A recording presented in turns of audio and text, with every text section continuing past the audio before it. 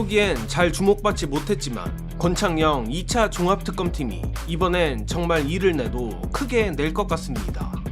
2차 특검이 오늘 검찰의 심장이나 다름없는 대검을 또 압수수색했는데 심상치 않은 건 압수수색의 대상입니다. 오늘 아침 JTBC 단독으로 2차 종합특검팀이 심우정 전 검찰총장에 대한 강제 수사에 착수하며 대검을 압수수색했다는 보도가 나왔습니다. 관련해 특검팀은 오늘 피의자 심우정의 내란 중요임무 종사 및 직권남용 혐의와 관련해 대검찰청 압수수색을 진행 중이라고 밝혔습니다.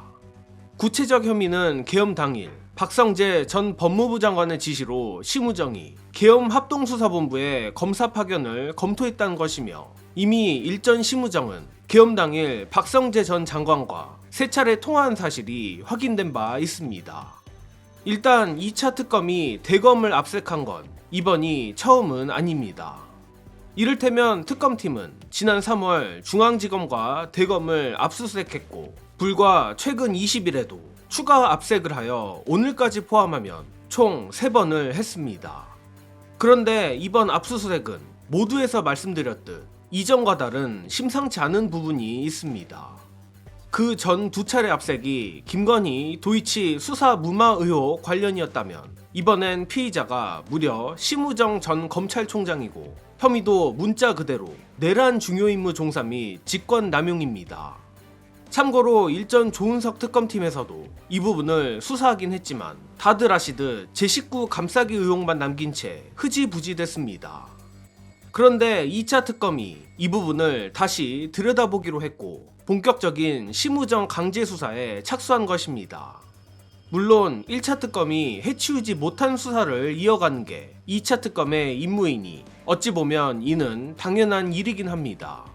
그러나 오늘 압수수색 보도에서 유독 눈에 띄는 점이 있습니다.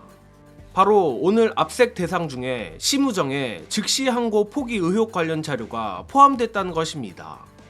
김칫국 마시는 건 늘 지양해야 하는 일이지만 제가 모두에서 권창영 특검이 이를 크게 낼 것 같다고 한 게 바로 이 부분 때문입니다. 예컨대 박성재 전 장관과 심우정이 내란을 함께 모의하고 실행한 것에 대한 증거가 아직까지 남아있을까 묻는다면 저는 사실 부정적입니다.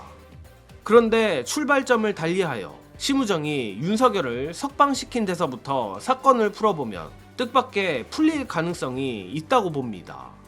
즉 윤석열, 박성재, 심우정 순이 아니라 심우정, 지기현, 법원, 박성재 등의 순서로 수사를 진행하면 전혀 새로운 국면이 펼쳐질 수도 있다는 것입니다.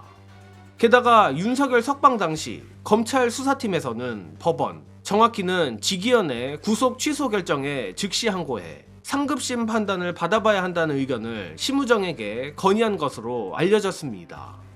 그러나 심우정은 사실상 면피성 대검 부장회의 등을 거친 뒤 윤석열 석방을 지휘했습니다.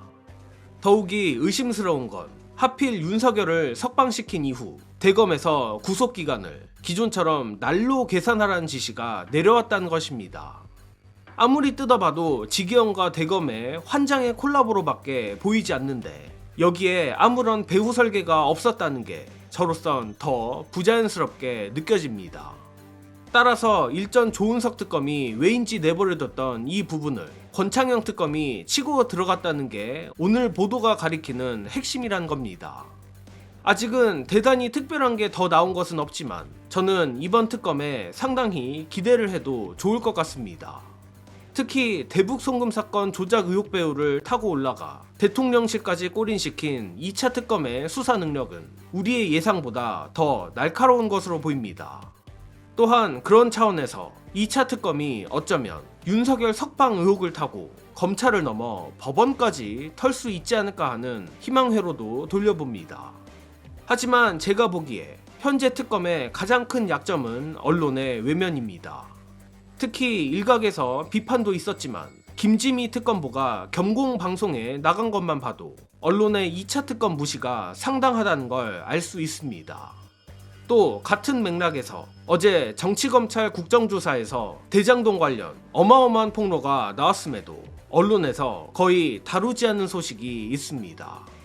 뭐 우리야 다 아는 사실이지만 대장동 사건의 뿌리가 결국 검찰의 부산저축은행 수사 무마라는 게 공식 증언으로 나온 것입니다. 이 부분 관련해서는 오마이뉴스 김종훈 기자의 해설로 가름하겠습니다.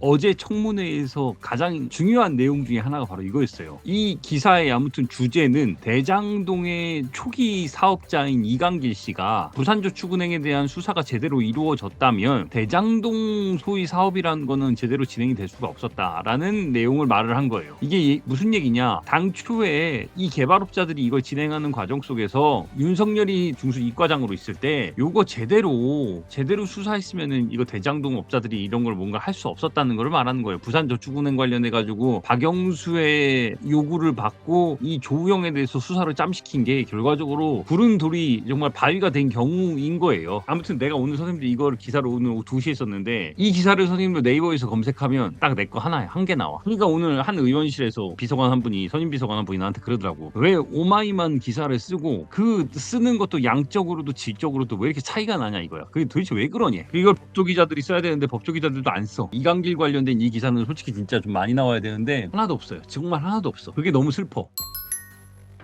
그래서 하찮은 유튜버지만 저라도 김종훈 기자의 절절한 호소를 많이 알려야겠다는 생각을 합니다. 그리고 2차 특검이든 이번 대장동 초기 개발업자의 폭로든 문제는 결국 검찰과 언론이라는 결론으로 귀결됩니다. 가뜩이나 아직 멀었지만 검찰은 점점 힘이 빠지는 게 보이는데 언론은 그대로인 것 같습니다. 그래서 더더욱 김종훈 기자나 봉지욱 기자처럼 기자 일을 하면서도 열심히 유튜브로 사실을 알리려는 시도가 중요하다고 봅니다. 고로 언론이 끝까지 외면해도 우리 민주시민들이 더 지독하게 관심을 가져서 불가역적인 검찰, 언론개혁을 이뤄내길 기대합니다. 이번 소식은 여기서 마칩니다. 영상 봐주신 여러분 감사합니다.